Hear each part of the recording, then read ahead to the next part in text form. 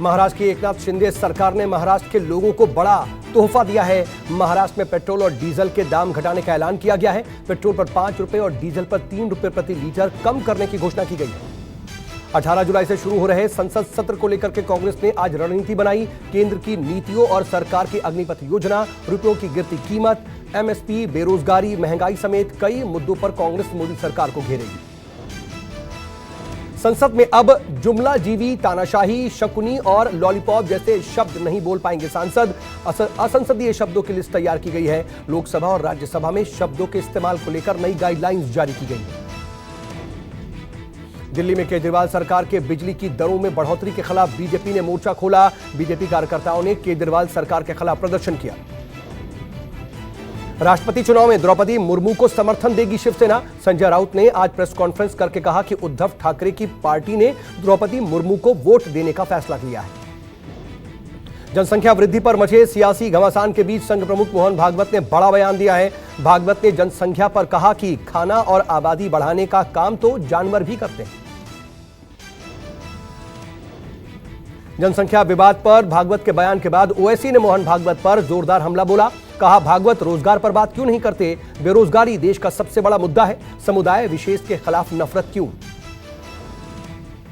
16 जुलाई को प्रधानमंत्री नरेंद्र मोदी उत्तर प्रदेश के जालौन जिले में दौरा करने वाले हैं।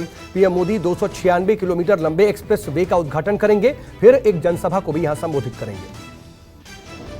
संसद के मानसून सत्र से पहले लोकसभा अध्यक्ष ओम बिरला ने 16 जुलाई को सर्वदलीय बैठक बुलाई है। यह मीटिंग 16 जुलाई के शाम 4 बजे होगी। मानसून सत्र 18 जुलाई से शुरू होकर के 12 अगस्त तक चलेगा। पीएम मोदी I2U2 समूह की बैठक में संबोधन उनका जारी है और बैठक में अमेरिकी राष्ट्रपति Biden, Israeli PM Yair Lapid, UAE के राष्ट्रपति मोहम्मद बिन जायद अल नाहयान भी हिस्सा ले रहे हैं। प्रधानमंत्री मोदी के पटना दौरे में गड़बड़ी फैलाने की फिराक में बड़ी आतंकी साजिश का खुलासा हुआ है। गिरफ्तार अतहर सिन्ही का सदस्य रह चुका है, जबकि दूसरा गिरफ्तार शख्स जलालुद्दीन झारखंड पुलिस से सब इंस्पेक्टर के पद से रिटायर हुआ है। पटना पुलिस ने 2 संदिग्ध आतंकवादियों की गिरफ्तारी को लेकर के दावा किया है कि पीएफआई दफ्तर की आड़ में युवकों को ट्रेनिंग दी जाती थी, आतंक की ट्रेनिंग मुहैया कराई जाती थी। पटना शहर के बीचों बीच जिहादियों का ट्रेनिंग कैंप चलाया जा रहा था। श्रीनगर के लाल चौक आतंकी हमले का वीडियो वायरल हो रहा है। श्रीनगर में हुए हमले का वीडियो आईएसआईएस खुरासान ने जारी किया है। आईएसआईएस खुरासान ने वीडियो जारी कर ली हमले की जिम्मेदारी। महाराष्ट्र के अमरावती में भारी बारिश के कहर से 2 मंजिला मकान भरभरा कर गिर पड़ा। कुछ ही सेकंड्स में घर जमींदोज हो गया। मकान गिरने की तस्वीरें कैद हुई। मकान खाली करा लिया गया था। गुजरात के नवसारी में भी बाढ़ से हालात बेहद खराब हैं। नवसारी के चिखली इलाके से कावेरी नदी उफान पर है और उफान में फंसे 25 लोगों को कोस्ट गार्ड ने रेस्क्यू किया।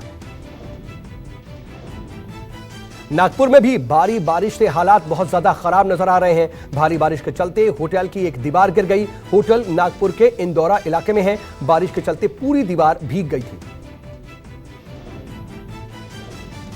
खराब मौसम के चलते अमरनाथ यात्रा को एक बार फिर से अस्थायी तौर पर रोक लिया गया है। अमरनाथ यात्रा को बालटाल और पहलगाम दोनों जगहों से रोक दिया गया है।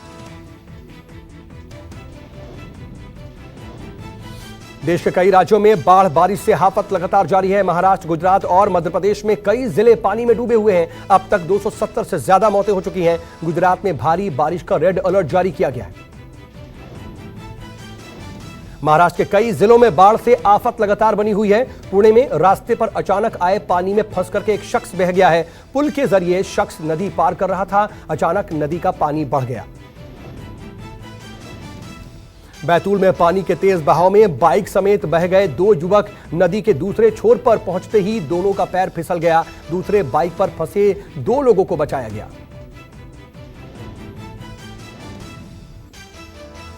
मालदीव से सिंगापुर के लिए रवाना हुए श्रीलंका के राष्ट्रपति गोटबाया राजपक्षे कल तड़के गोटबाया पत्नी और भाई बेसिल के साथ कोलंबो से भाग गए थे। मालदीव में विरोध के बाद अब गोटबाया सिंगापुर गए। श्रीलंका में पीएम दफ्तर को खाली करा लिया गया है। कल प्रदर्शनकारियों ने पीएमओ में कब्जा कर लिया था। सेना ने प्रदर्शनकारियों को खदेड़ दिया है। पीएम की कुर्सी संभालते दिखे सेना के जवान।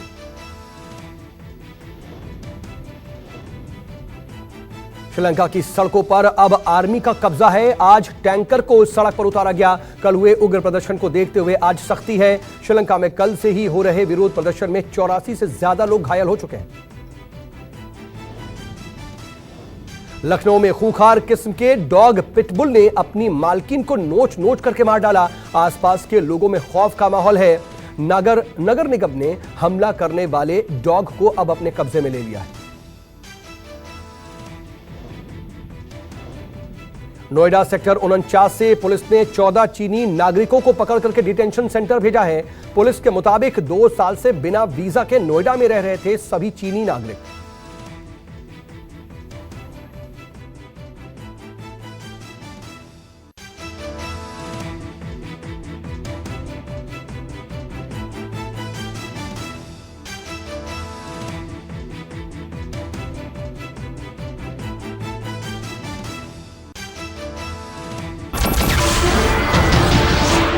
नमस्कार, मैं हूं मानक गुप्ता। अगर आपको हमारा ये वीडियो पसंद आया हो तो इसे लाइक और शेयर जरूर करें और हां, हमें सब्सक्राइब और फॉलो करना ना भूलें ताकि आप देश और दुनिया की कोई खबर मिस ना करें। तो जुड़े रहिए हमारे साथ और देखते रहिए न्यूज़ 24।